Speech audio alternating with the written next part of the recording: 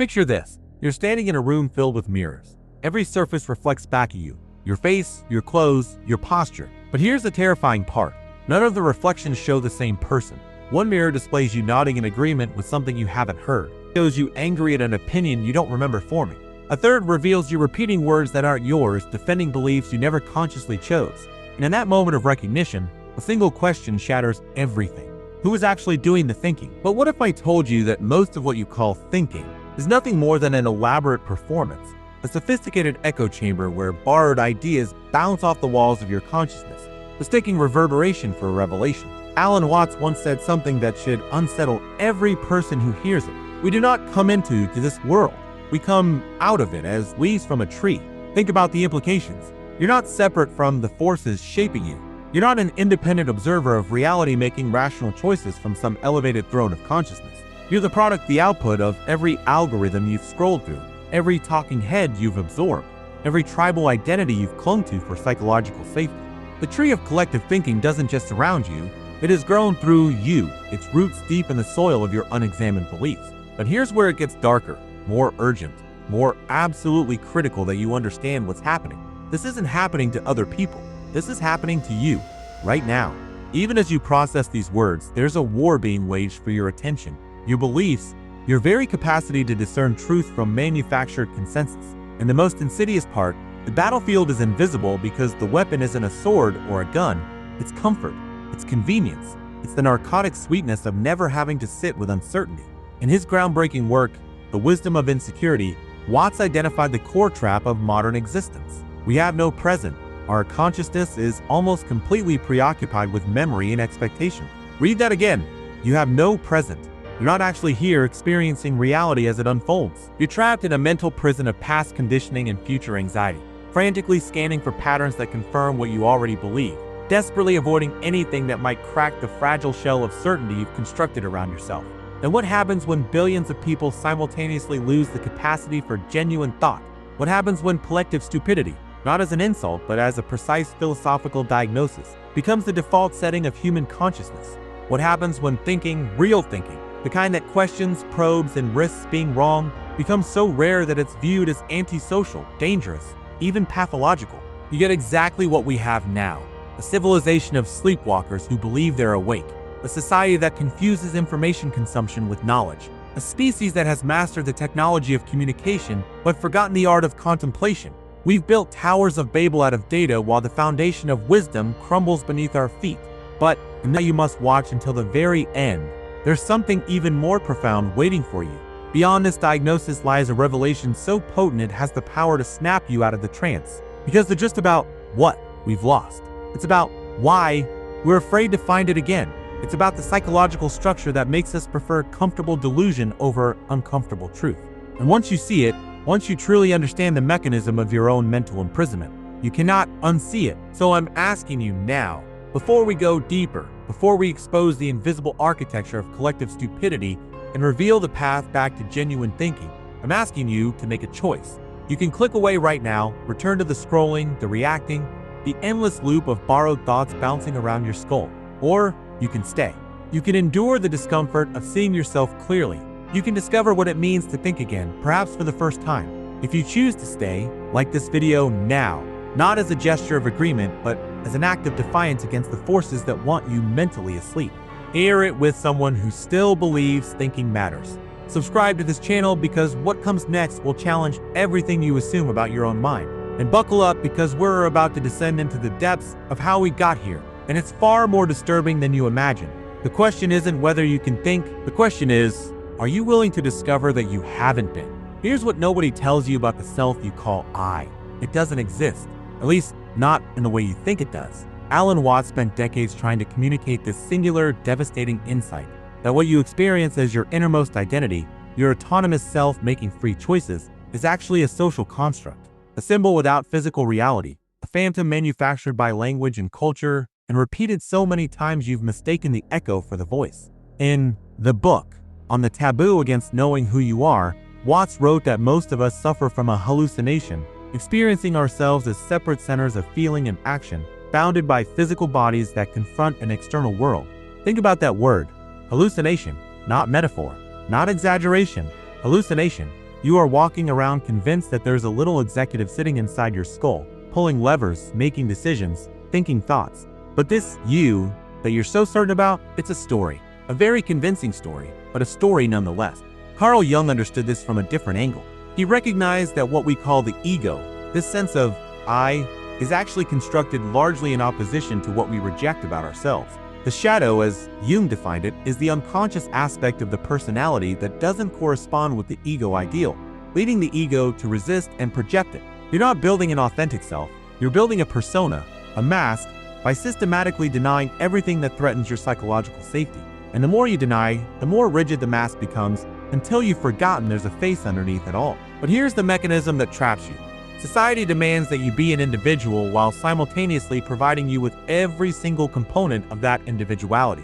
Western society perpetuates this illusion through expressions like, be yourself, even though everything about a person, genetics, cultural beliefs, language, is transferred from society. It's a double bind, a psychological trap where you're simultaneously told to be unique and given nothing but borrowed materials to construct that uniqueness. You're handed a costume and told to express your authentic nakedness.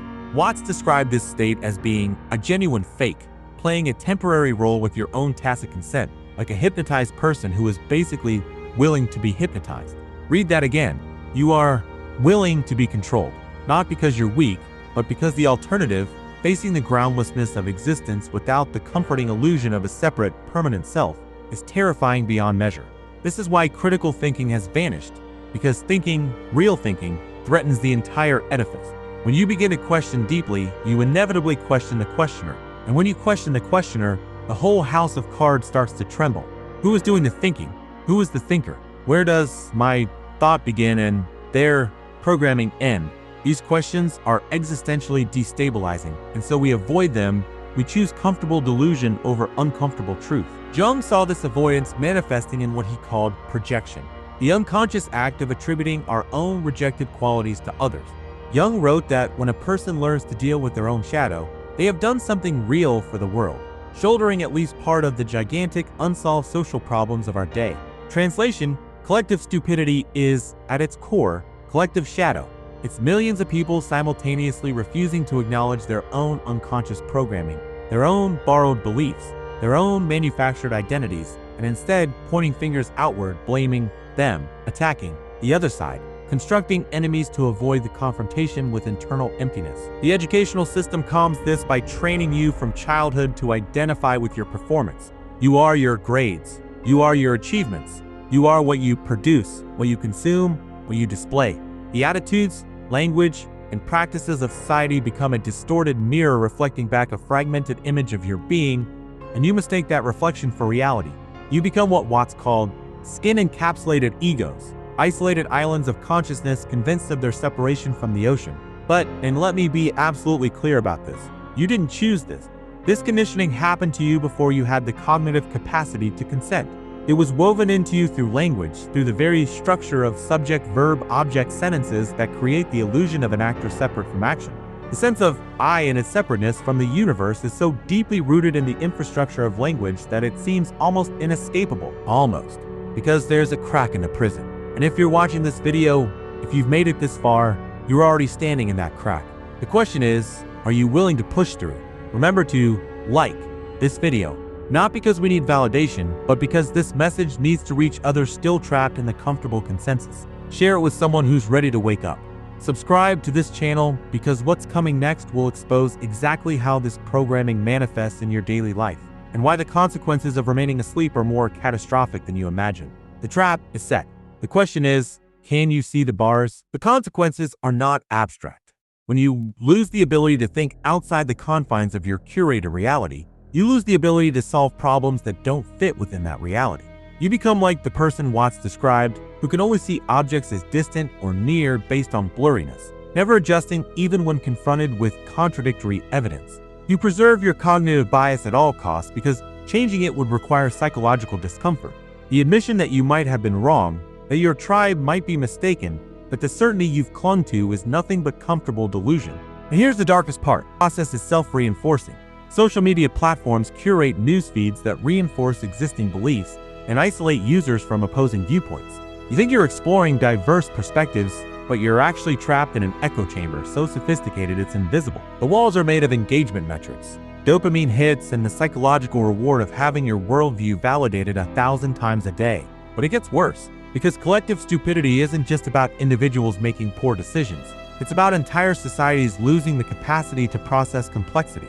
When everyone around you is operating from the same unexamined assumptions, when critical dissent is viewed as disloyalty, when asking questions is treated as moral failure, you get catastrophic outcomes.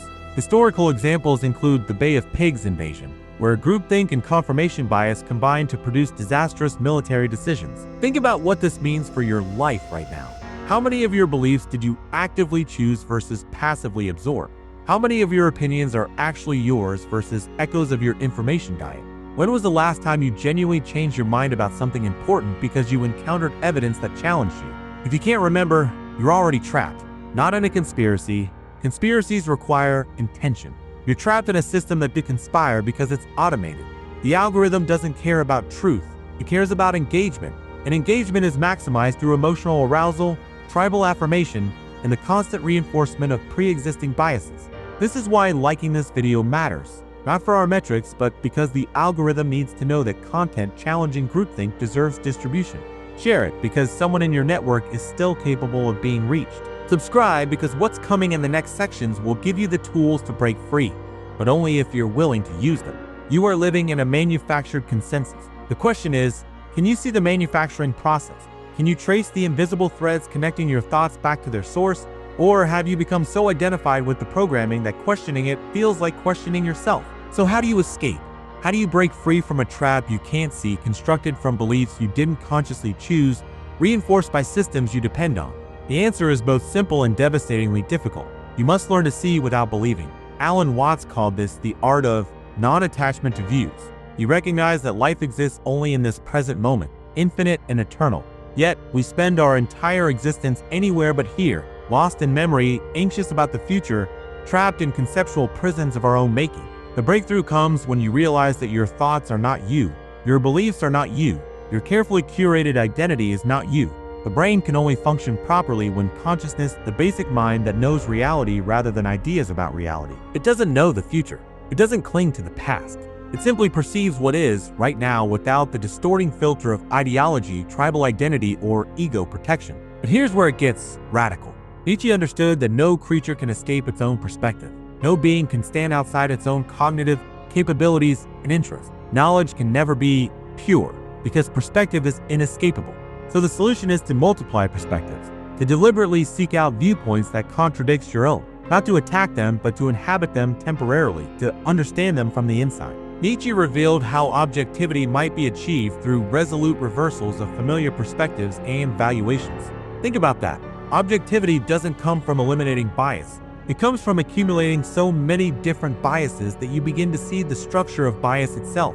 It's like looking at a sculpture from 1,000 different angles until you can hold the entire three-dimensional form in your mind at once, even though you can only physically see one side at a time. This is a rebellion, refusing to identify with any single perspective, becoming what Watts called the observer of the observer, the part of you that can watch your own thinking process without getting lost in it. When you notice yourself having a strong emotional reaction to an idea, that's your cue. Stop. Don't react. Ask yourself, why does this threaten me? What part of my identity would crumble if this were true? What am I protecting?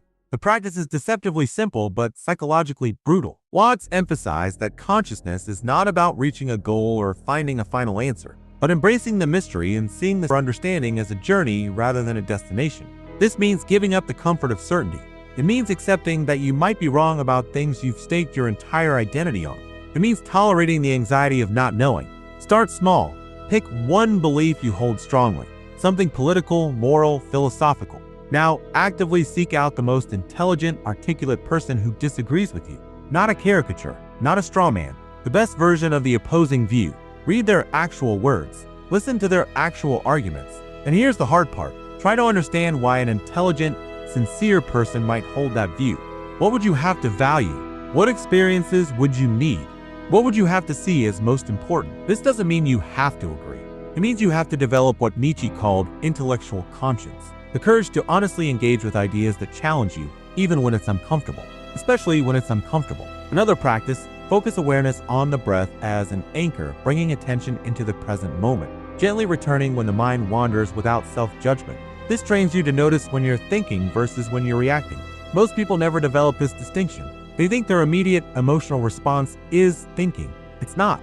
It's pattern matching, threat detection, tribal signaling, all unconscious processes dressed up as conscious thought. Real thinking requires space. It requires slowing down. It requires what Watts called the wisdom of insecurity. The present is truly the only place we exist, and to pursue the future is to pursue a constantly retreating phantom. When you stop trying to secure your beliefs, to protect your worldview, to win arguments, when you stop treating your mind as territory to be defended, you create the space for genuine inquiry. This is why you need to like this video. Not for us, but because the algorithm punishes complexity and rewards outrage.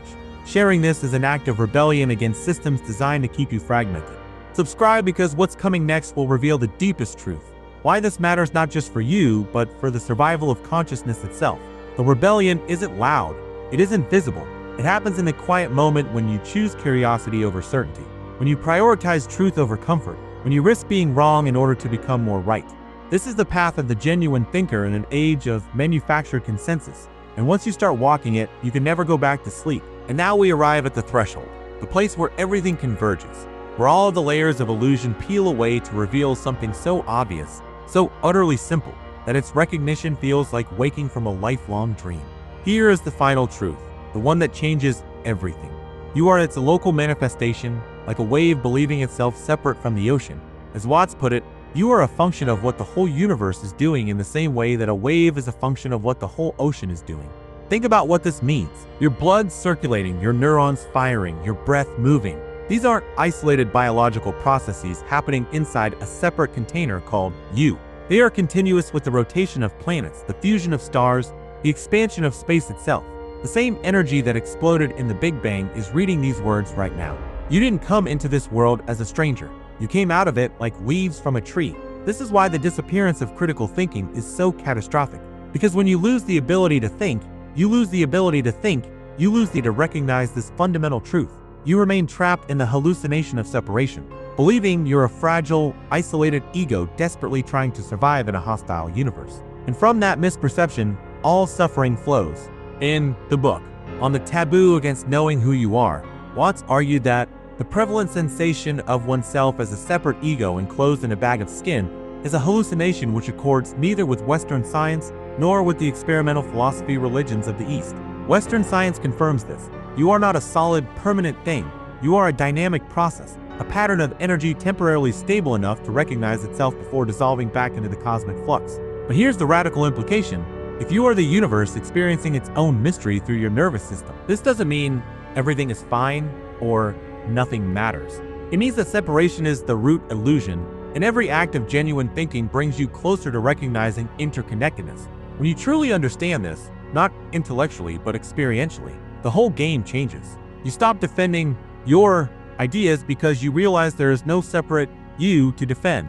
You become curious instead of combative, open instead of closed, fluid instead of rigid. Watts emphasized that consciousness is not about reaching a goal or finding a final answer, but embracing the mystery and seeing the search for understanding as a journey rather than a destination. The point isn't to solve life. The point is to live it fully, presently, without the armor of ego constantly mediating your experience. So here's your practical pathway forward. 3 concrete practices to integrate this truth. Daily awareness meditation. Focus awareness on the breath as an anchor, bringing attention into the present moment, gently returning when the mind wanders without self-judgment. This trains you to notice the difference between direct experience and the mental commentary about experience. Most people never encounter reality directly. They only encounter their thoughts about reality. Break that pattern. Second, practice radical perspective taking. Once per week, choose someone whose worldview opposes yours. Spend 30 minutes genuinely trying to inhabit their perspective.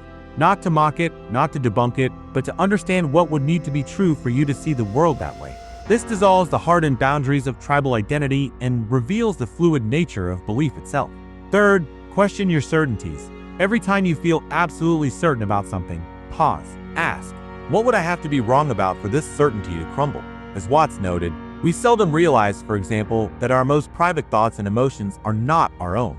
For we think in terms of languages and images which we did not invent, but which were given to us by our society. Your certainties are often borrowed. examine them ruthlessly. The rebellion against collective stupidity isn't a political movement or an ideology. It's a return to your original nature, the awareness that existed before language carved up reality into artificial categories. It's the recognition that thinking, real thinking, is an act of remembering who you actually are beneath the layers of social conditioning. Watts wrote, "Unless one is able to live fully in the present, the future is a hoax. There is no point whatever in making plans for a future which you will never be able to enjoy." Stop postponing your awakening. Stop waiting for the perfect moment to start thinking clearly. This moment, right now, is the only moment you have. And in this moment, you can choose, continue sleepwalking through borrowed thoughts, or wake up to the staggering reality that you are the universe becoming aware of itself. This is why you must like this video, because algorithms suppress complexity and you're voting for consciousness itself. Share it because someone in your network is ready to wake up and this might be their alarm clock. Subscribe because this channel exists to remind you, again and again, of what you keep forgetting, that you are not a problem to be solved, but a mystery to be lived. The greatest gift you can give the world is not your productivity, not your opinions, not your tribal loyalty. It's your presence, your awakened attention, your willingness to think clearly in a world that profits from your confusion. So here's my final challenge. Close this video. Put down your phone, sit in silence for 5 minutes. Don't meditate, don't try to achieve anything. Just be. And notice, really notice, the space between your thoughts. That space is what you actually are. That's the field of awareness in which all experience arises. That's the universe looking at itself through your eyes. Everything else is performance. Everything else is costume. Everything else is the elaborate game of pretending to be separate when you never were. Welcome home. Don't forget to like, share, and subscribe to this channel for more of such deep, thought-provoking content.